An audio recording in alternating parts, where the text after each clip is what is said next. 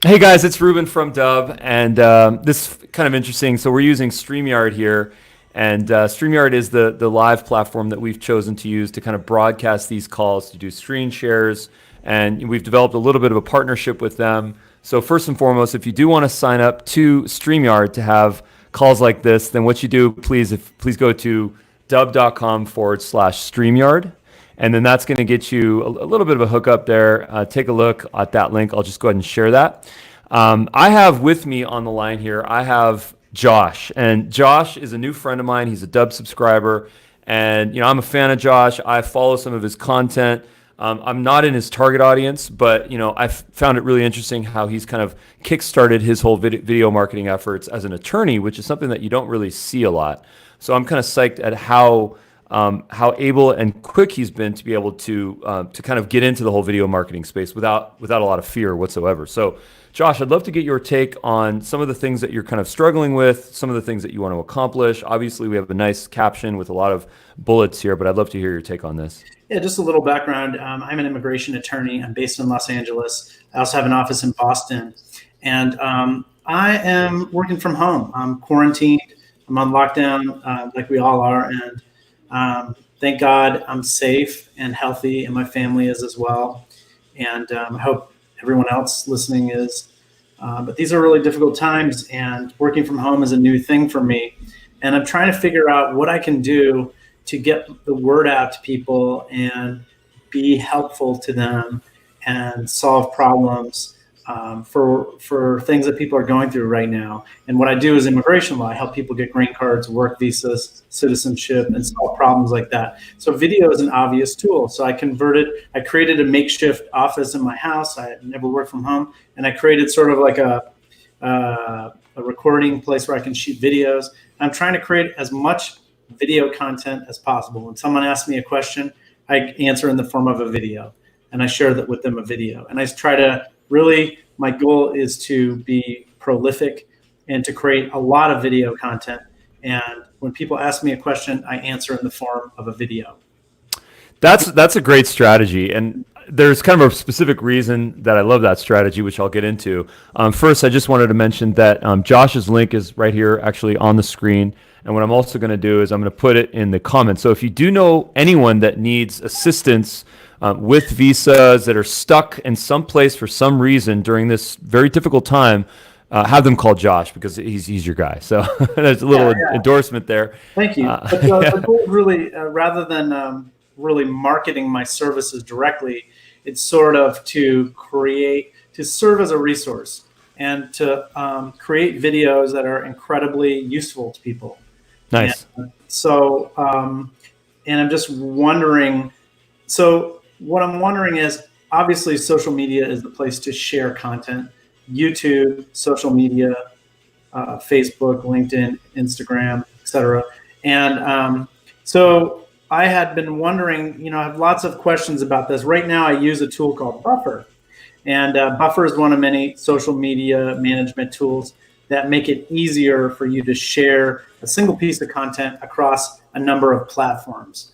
The problem, though, is that you're not really sharing the videos natively. And so the concern is that we're not getting the same engagement as I would if I had just taken the video and shared it manually. And Ruben, you pointed out an example of one video that I had shared natively that got crazy good engagement. And then all my other videos seem to get very little love at all. So this video is one that I shared natively, and I don't think it's a particularly good video as far as my other videos go. It's just sort of a message where I said, hey, I'm here to help you, hope you're well. But I got 16 people liked it, whereas the other videos that I spend a little more time and energy recording and I share through Buffer seem to be invisible. Yeah. Maybe yeah. So let's maybe. Mm-hmm. Yeah. Well, you got one like right there, so let's get you started like that. Wow. So Thank you. So let's get into this. So I think what you've really done is kind of addressed a couple of issues. One is the need for automation in social media. And the reason why it's important to automate social media is because who has the time to really go in there, especially if you're a solopreneur, if you're a small business, even if you're a large business, there's a lot of reasons to do that. Now, the pros I would say to automating your social media are that you don't need to go and you don't need to do it in real time. You can pre-record, you can pre-schedule everything on a given day, once a week, once a month, and then just kind of let it fly and sort of take a step back, right? I think the cons to it, though, is that you miss out a couple of kind of specific things with respect to the native sort of format options that you might have when posting natively, right? So LinkedIn is a great example of this. What I just shared was a video of yours that you uploaded natively, which I think you used your phone, 916, just holding it up like this in portrait mode.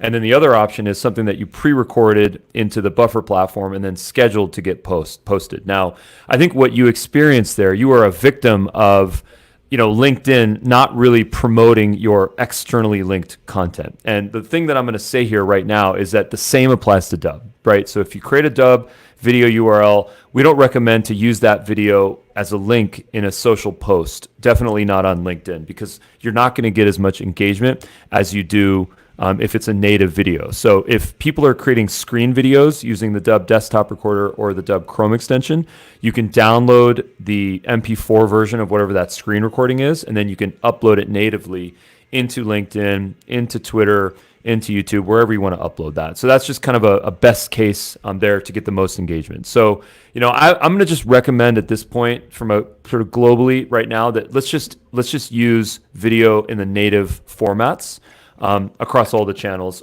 unless you have found through extensive A/B testing that you're getting the same or more engagement. What does that require? It either requires the individual to change their posting protocols and the way that they're doing that, or it requires that they get someone else to do it, to outsource that. And this could be a virtual assistant, this could be someone local on your team. It's really up to you to decide what that's going to look like. It could be an intern. There's a lot of different ways to do that. So that's kind of the first bullet.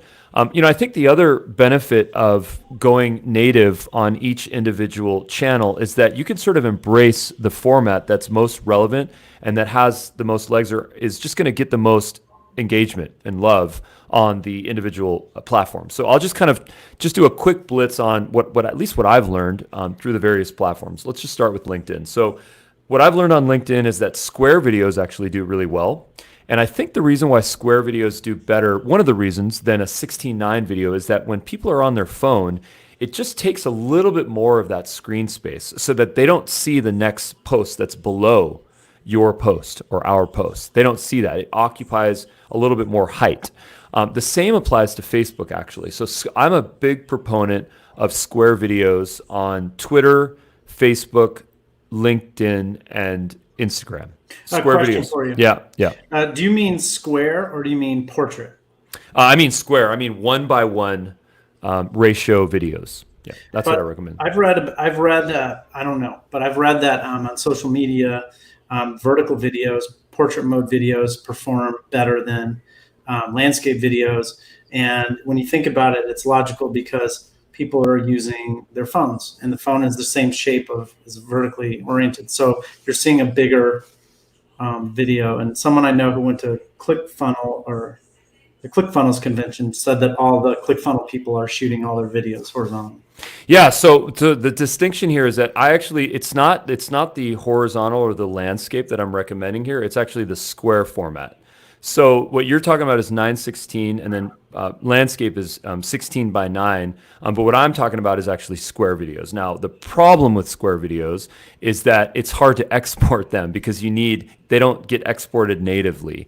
We built a tool so that you could export a video into 1:1, but it requires transcoding, it requires processing. So the next thing I'll say is that if you can't do a 1:1 video, then I actually recommend, specifically for the ephemeral social platforms, LinkedIn, Twitter, Instagram, maybe Facebook, is to have 9:16 videos, because that's the next best thing, right? And then if you can't do that, then kind of live within the realm of 16:9. The formats, if you guys have noticed the format that we do, we put some extra production value into it. It's a 1:1, and then it has a scroll bar that actually lets the user know when the video is going to be complete. So it kind of gives them an idea of this video is 60 seconds and you've watched 60 seconds of that, 30% of that or something. So I can kind of show a visual for that in just a minute here.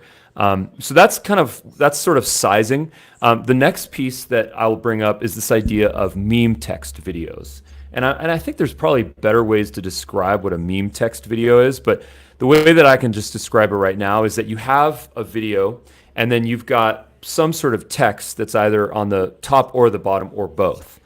And the reason why we have noticed, I think, a lot more engagement on those meme text videos is because they give context. People understand what the video is about without having to watch or listen to any of it, okay? So I'll show an example of the couple of things that I'm mentioning.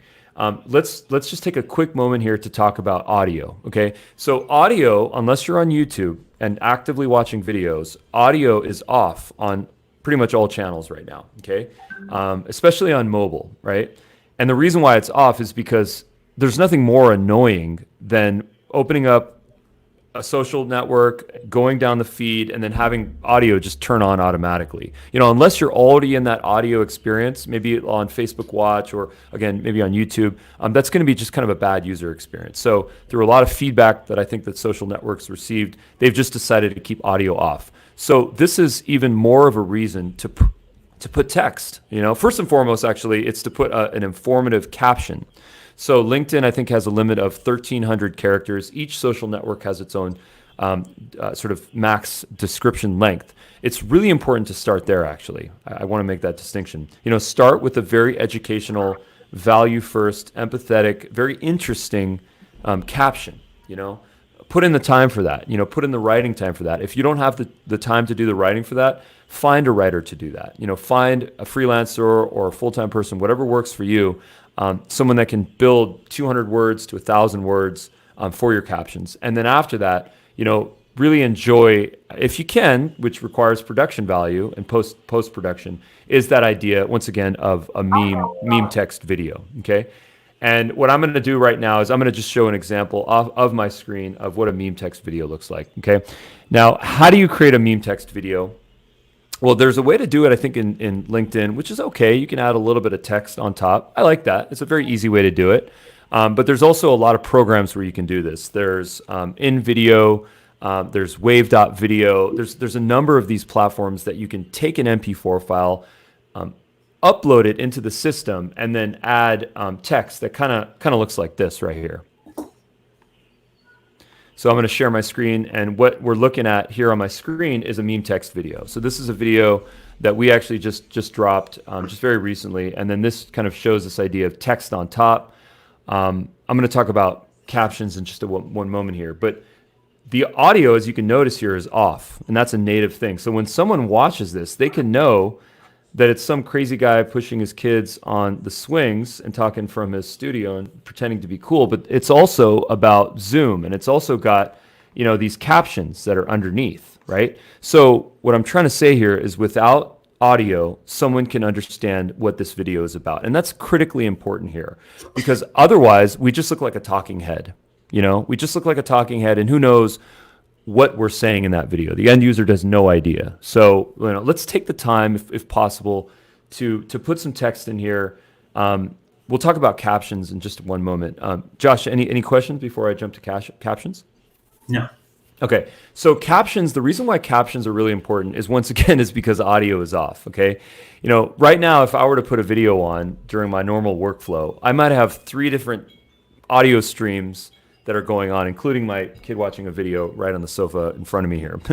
And there's a lot of distraction. So it's hard to understand audibly what that information is. So if we can provide the information in a text format as well, in the form of captions, then what we can do is we can increase our comprehension rates, okay? How do you add captions to videos? Okay, there's kind of multiple ways to do it, but first and foremost is that most of the social networks allow you to upload an SRT file. Okay, SRT is basically a caption text file. Okay, so what you can do to get that caption text is you can go to a couple of different types of services. You can go to a manually done one like rev.com, and when you upload your video. You can do a YouTube video. You can do an MP4 file. They will have human writers actually build out the captions and then allow you to download an SRT format in LinkedIn friendly format, YouTube friendly format, and so on and so forth. So I always recommend generating SRT files for your videos. It's just going to help you to get more comprehension rates, okay? There's also automated ways to do this. So you can use rev.com has a system where you can do it through AI, through ML. It works okay. You'll have to go in there and make some changes. One of the hacks that we recommend is YouTube actually has the ability to automatically create captions as well. And then you can actually go in after the fact, make some of the edits, and then download that SRT file and then upload that into Facebook or LinkedIn. Just a side note here, one of the bugs that I noticed on the YouTube SRT file is that when you download it, the last line, weirdly enough, has to be deleted. And then if you delete that last line on that SRT file, like in a notepad or a text editor, then you can go upload that into LinkedIn. So if you'd like to just experiment with that, upload your video to YouTube, go to the captions generator, generate them, make your text updates, download the SRT file, upload it into Facebook or LinkedIn, and then once again, delete that last space if you're seeing an error message, okay? So that's just a little bit of talk on captions. What we do, which is a little bit fancier, is we actually burn them in to the video itself. So we don't need to actually go in and do this, which is a little bit of a fancier way to do it. We use Adobe After Effects to do this. You can also do this in Premiere. So if you do have, a budget to have someone use software like that, then you can burn them in. But I would say that's not a requirement. Okay. So I think that kind of covers format, sort of general viewability, general comprehension rates. This is through all of these learnings come from data and from tests and A/B tests and things that we've learned along the way. So, we're not experts at this per se. I don't think anyone is. It just moves too fast. We're definitely students of this. So we're very open to feedback, comments, suggestions. People are welcome to share those ideas with us. So I will kind of move on to the next topic, which I think is going to be, let's see here, social media management tools. So we mentioned Buffer. There's Buffer, there's Hootsuite, there's Agora Pulse. There's a couple of these that we all know about. I don't want to not endorse these. I think that these are good platforms, and I think especially they're good for text or image posts. So we always think that it's good to kind of diversify the content that you're putting out there. Video, text, images, infographics, blog posts, books, articles, whatever it may be. A diverse strategy is really going to help you. Even quotes are really good, right? But how do you mine? I think the more important question here is not the way in which you share the information. It's how we mine the content, okay? Because anyone can share information through software. The hard part is to actually mine the content, okay? And the model that we always recommend for this is the waterfall method. So the waterfall method is a method where we start with long form content, a podcast, a video like this, and then that gets mined and cut into multiple different formats and videos and clips. So it could be short clips, it could be quotes, it could be text copy. We even actually take videos like this, and when I say we, I mean Dubb as a company, the video sharing hosting platform. We take videos like this and we send them to a phenomenal writer actually that we work with. And this writer builds out a nice 1,000 to 4,000 word blog post, comes up with a really catchy, something kind of engaging, something very SEO friendly, a title. And then that title then goes onto our WordPress site, our blog. But what we also do with that blog is we put it on Medium and we put it on the LinkedIn native articles. So I'm just going to do a quick share here of two of those platforms that we use for our articles. So the first one is Medium, and I really like Medium here. Medium is definitely a slow growth social network, but it's great. I mean, it works. It gets traction. It's very SEO friendly. It's deeply integrated into Twitter since it's owned by Twitter. But this is an example. Most of these videos started with most of these blog posts or these articles started with a video, a long form video, and then they got converted into an article here. The next thing that we recommend is to take those blog posts and to actually get them in the form of articles. So one of the things I'll do here is I'll show a LinkedIn article. And I'm a huge fan of LinkedIn articles because they get a lot of engagement. LinkedIn really is really trying to be a major competitor to YouTube as a content destination. And can I ask you a question? Sorry, please. Yeah, go. So, if you think about organic SEO, you want to be mindful of duplicate content. So, are you creating a special blog? You're creating a blog on your website, and then are you creating a unique article on all these different platforms, Medium, Yeah. etc.? That's a pro question, and I'm going to give you a pro answer to that, hopefully. But I'll do that in a visual way. So what we're going to talk about is this idea and the risk of duplicating content. And the reason why it's important to follow this practice, which I'm going to pull up just in a moment here, is that if we just take a blog post and we duplicate it and we copy it to every single social channel, Google is going to say, hey, what's going on here? This is the same blog post across all of these channels. Something's fishy here. You know, is this a game? Is this a hack? Is this like black hat SEO? And there's some back and forth argument on, you know, whether that's going to ding you. But here's the practice that we follow. And what I'm going to do is I'm going to show the bottom of the Medium article. Okay. And in this article, what I'm going to show you is I'm going to show you a link to the Dubb blog post. Okay. So in this link right here, what you're going to notice is it's going to say originally posted at this link right here on March 3rd, 2020. Okay.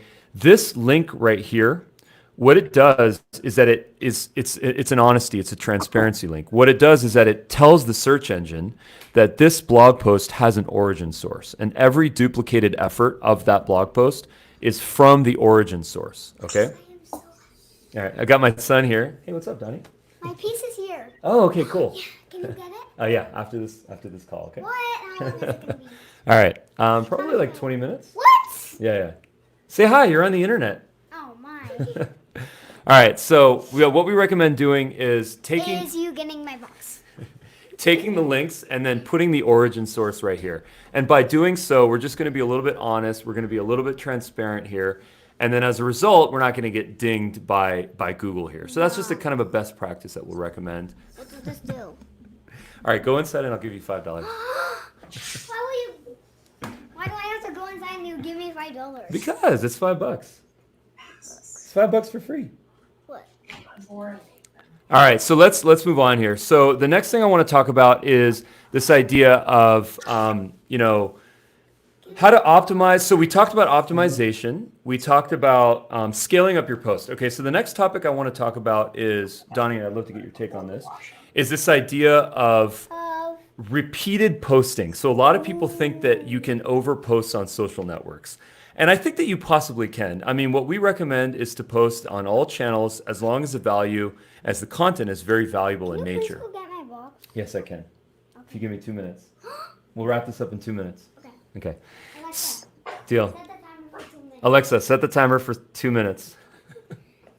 Okay, so what we'll do is we'll just get into an idea of putting valuable content out there on the internet, but making it so that it's understood that when people view this content on social channels, that if they like it, if they share it, if they engage with it, then what it's going to do is that it's going to deliver more of that content to them. Okay, it's going to say, this person just liked that post, and let's just give more of this content from this individual poster to that person. So this is a kind of a self-correcting machine here. So a lot of people say, if we post too much content, are we going to annoy people? Well, listen, if those people are annoyed with your content, they're going to ignore it. And by ignoring it, they're not going to see it. So it's not something that we should worry about of ignoring people, because the algorithms on all the social networks, they've already kind of thought that out. All right, so I think this video is going to wrap here, since we can see my priority over here. But I think, you know what? I'm just looking down this list here, and I think we covered everything. Yeah. So you just hire a VA and you use Asana somehow? Yeah. What we do is we get our content calendar into Asana, and then we go and then we have our long form content, and then I'll get my piece. And then I get his box. And then it goes to our team, half virtual, kind of some here, some there. And when I say there, I mean the Philippines. And then they actually trim up the content into shorter form content. And those are posts that can go on Facebook, on Twitter, on LinkedIn, but then they can also be blog posts. And where do you share all the content, all the video content? Is it all in a cloud like Dropbox or something like that? Yeah, we use Google Drive for that. We use Google Drive to share all of our video content, and that's just been we probably have like 2 terabytes per account, and that's just been the best for us, yo. Okay. And then the last thing I'll say, which is a video for another time, I'll leave you on this, is consider going live with your broadcasts. Go live. We use StreamYard, as I mentioned at the beginning. So go live, and what that's going to do is going to get you all your engagement from your live videos. And everything is going to be exactly how it should be natively. Yes, By doing that. yes, absolutely. In fact, by going live, what we can do is we can actually take advantage of some of the social networks kind of general emphasis and liking to live videos, because the social networks like Facebook and YouTube, they love live videos. So you'll actually get a ping. So you achieve the simplicity and of social media management automation by going live without any of the drawbacks. Yeah, only for the long form content. So the sort of way in which we avoid having to take a video like this one, like we could take this video and we could edit out all sorts of stuff, but we're not going to because we love it. Yeah. And it's more fun. But this is just sort of a method, if you can be comfortable with life, because life happens on live videos and you just got to be okay with it. Toys get stuck in your eyeballs and you just got to live with that. So I could talk about this stuff all day, but I'll let you go. And I appreciate your insights. Yeah, man. Next one, we'll do more on live video. I'm gonna take a stab at it next week. Nice. See Okay. you, man. Thanks. Bye-bye. Thanks again. Have a good one. All right. Bye-bye. Let's go. Let's go deal with your thing. I'm gonna get my box. Yeah, let's go. Yeah, you want to click this orange button? The little end broadcast button. Thank you so much, guys. Really appreciate it. Donnie's going to click that little orange, parrot orange button. Yes, sir. And then we are out.